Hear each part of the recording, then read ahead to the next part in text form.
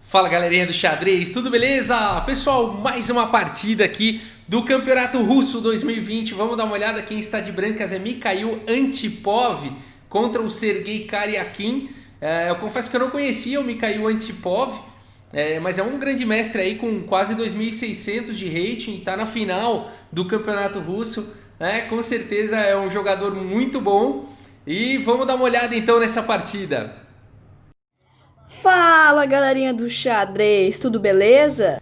Tudo beleza? Vamos lá então. O Mikhail Antipov, né? Bom, ele deve ser bom, né? Porque ele tem Mikhail no nome, é Mikhail Karpov, Mikhail tal, né? E Antipov termina com Ov, deve ser bom, né? O Karpov, Kasparov.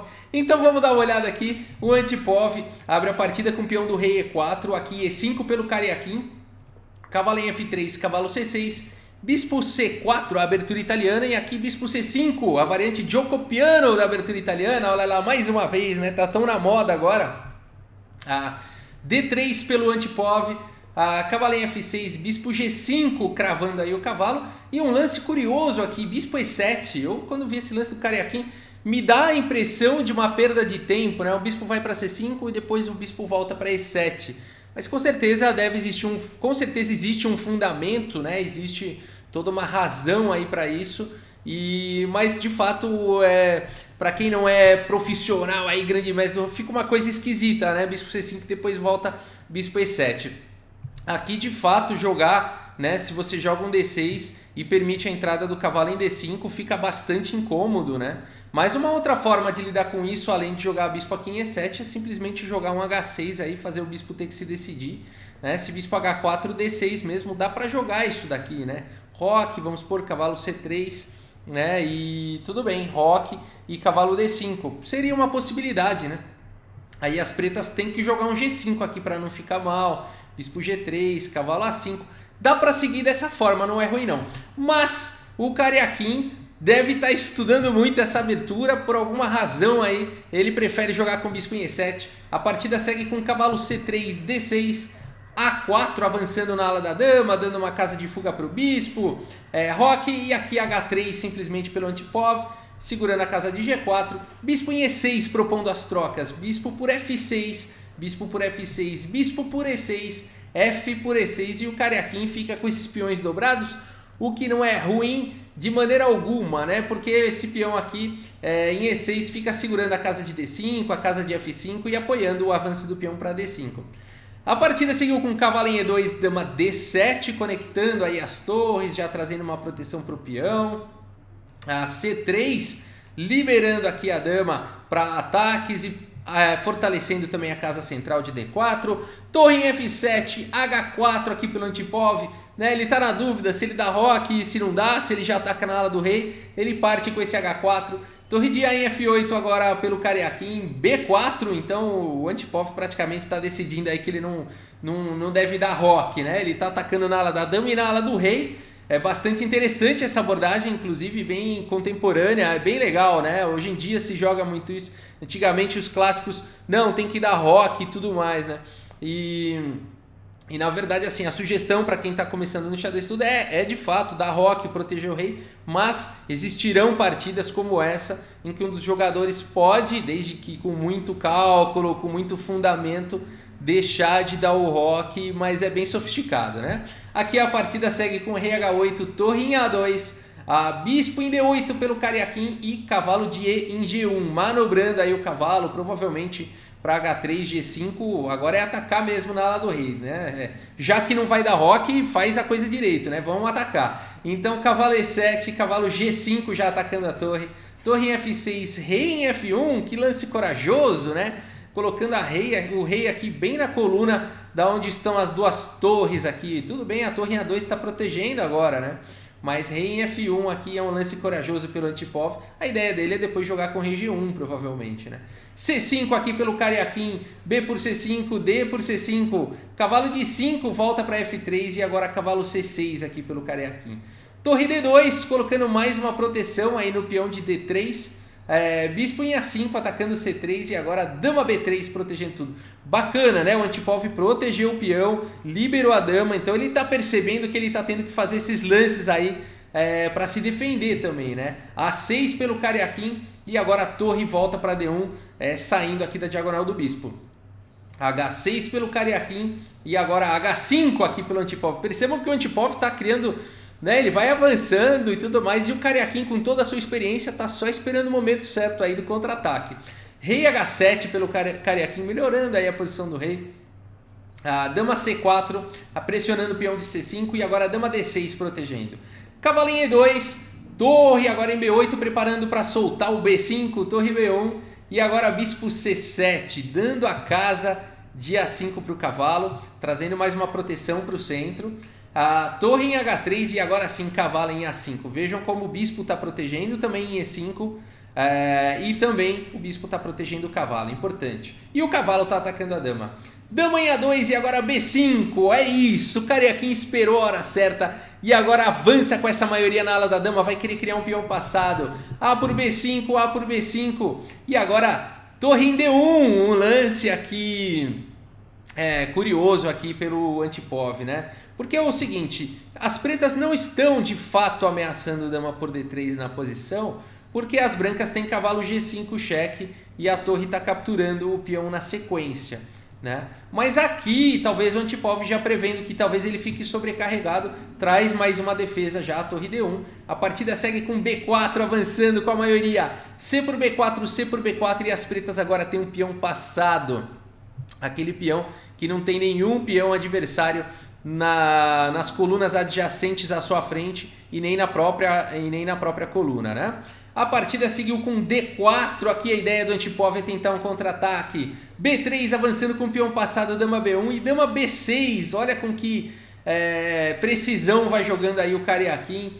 D por E5 atacando a torre e torre em F7. O Cariaquim entrega um peão. Quem fica agora com peões dobrados é o Antipov. O Cariaquim com essa manobra fecha aqui a ala do rei, né? Não existem ataques. E a ala do rei está bem protegida e só sobrou aqui a ala da dama. Vamos ver.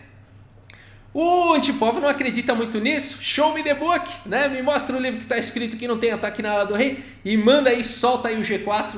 O Cariaquim segue com B2 e agora G5 tentando o ataque na ala do rei. Rei H8 pelo Cariaquim, né? Não se comprometendo, colocando o rei em segurança. G por H6, G por H6 e agora cavalo de em D4, tentando aí trazer mais peças para o ataque. Cavalo C6 aqui pelo Cariaquim, propondo a troca dos cavalos. Cavalo por C6, dama por C6. E agora a posição começa a ficar complicadíssima aqui para o Antipov, porque esse rei que até então estava seguro, começa a ficar exposto, né? O Cariaquim conseguiu abrir a posição, trocou ali os peões, sobrou o bispo contra cavalo, né? Essa coluna G é perigosa, a coluna E é perigosa, a posição está ficando perigosa para o Antipov, né? Tivesse ele arrematado antes, né? Eu acho que a aposta é essa para quando não dá roque, por isso que é extremamente arriscado não dar roque. Você vai pro ataque e tudo mais, se aquilo falhar, né, você começa a ter problemas. E agora realmente existem problemas na posição. Cavalo em H4, de olho em cavalo G6, o Antipov segue buscando um ataque contra o rei do Cariaquim. Dama C4 e agora o problema existe, né? Porque aqui, se jogar rei G1, não foi o lance jogado foi a torre cobrindo aqui o cheque. Mas se jogar rei G1, tá vindo dama E2 aqui, essa posição aqui. A posição das brancas entra em colapso. Existe uma pressão em H5, existe a ameaça de dama por torre, promovendo o peão na sequência. Existe uma ameaça de dama G4, esse torre G3 está caindo o cavalo. Ou seja, aqui você tem que jogar um F3, por exemplo, para bloquear a dama, mas está vindo dama por D1 e B1 aqui promovendo para a dama. Mas aí cavalo FC, cavalo G6 cheque, tudo bem, rei G7 não tem mais cheque. E aí as pretas acabam num final melhor, aí com uma torre a mais, né? Então a posição é perigosíssima, por isso depois de dama C4, torre de H em D3 cobrindo o cheque, mas agora a torre B3, o Cariaquim começa a partir para cima, começa a apertar o adversário. Cavalo G6 cheque, a última esperança, né? Aqui finalmente esse cavalo, mais rei G7 e agora não resta mais nada aqui pro Antipov, ele segue com rei G1 saindo da cravada. Torre por D3 e depois de dama C1 cheque aqui, o Antipov abandona aí a partida. Que partida bonita, né? Aqui mostra realmente toda a experiência do Cariaquim, né? Porque o adversário Antipov foi com muita energia, foi com muita ideia legal. Ataques dos dois lados, na ala da dama, na ala do rei, sofisticou a coisa, não vou dar roque e tal. O Cariaquim segurou a bronca. Vou falar que é difícil segurar a bronca desse Antipov. Ele foi muito criativo, muito agressivo, mas o Cariaquim mostrou experiência, né? Foi segurando e tal, não sei o quê. E aqui abandonou por quê, pessoal? Pode parecer curioso, né? Abandonar aqui tão cedo, né? É claro que troca aqui, as pretas estão ganhas. Mas não é tão simples ver por que as pretas estão ganhas depois de torre D1, por exemplo, né? Você não pode aqui capturar a torre, né? Não tem mais ninguém dando apoio para o peão passado. E se você capturar a dama, a torre captura e além de tudo fica difícil de proteger o peão aqui, né? Não dá para capturar aqui em E5 porque o cavalo está protegendo em E5, né? Então por que abandonou aqui? Não é tão simples de ver, mas abandonou por causa de dama G5 que está vindo na sequência. E aí está caindo em H5, o cavalo vai ficar sem casa, ou se o cavalo sair daí, tá tomando aqui em E5 protegendo o peão, né? Então aqui depois de cheque, por exemplo, rei F1, dama por H5, né? O cavalo atacado. Se jogar aqui... Bom, não tem nem como proteger o cavalo, na verdade, né? Então aqui, de fato, já é uma posição vencedora, né? Aí, então, não tem nem o que as brancas tentarem inventar aqui, né? Não tem nem o que as brancas tentarem inventar. Dama D3, tá vindo o rei aqui por G6, mantendo a pressão aqui na torre. Torre B1, bispo por E5, né? E aí, uma posição completamente vencedora. O bispo dando apoio aqui pro peão. E uma peça a mais, né? E um rei exposto, os dois reis estão expostos, né? Mas é mais fácil atacar aqui o rei das brancas. E é por isso, então, que o Antipov abandonou, né? Vamos dar uma olhada no relatório aqui do chess.com e olha só, né? Que bonito, né? Aqui ninguém errou, né? Isso aqui é bonito. O Antipov teve menos precisão, ele cometeu 5 imprecisões, mas o Cariaquim fez a partida perfeita aí, né? Nenhuma imprecisão, nenhum erro, nenhuma gafe, nem nada, né? E aqui, então... O Antipov cometeu 5 imprecisões, né? Mas dá para perder cometendo 5 imprecisões? Dá, e além de tudo, essas 5 imprecisões elas foram num momento crítico e foram na sequência, né? Essa escadinha aqui, ó, mostra isso, né? Esse gráfico aqui, onde está escuro é onde as pretas estão melhores, mas aqui está bem pouquinho melhor, aqui é bem equilibrado, mas de repente começa essa escadinha, né? Isso aqui é quando uma imprecisão atrás de outra imprecisão, atrás de outra imprecisão, e quando você soma, isso vale mais do que um blunder, vale mais do que um erro grosseiro, uma sequência de imprecisões aí, tá? Então vamos dar uma olhada aqui, ó, vamos voltar no tabuleiro, e ver aqui onde é que foram essas imprecisões, mas foram exatamente aqui, ó. Essa posição é muito difícil, né?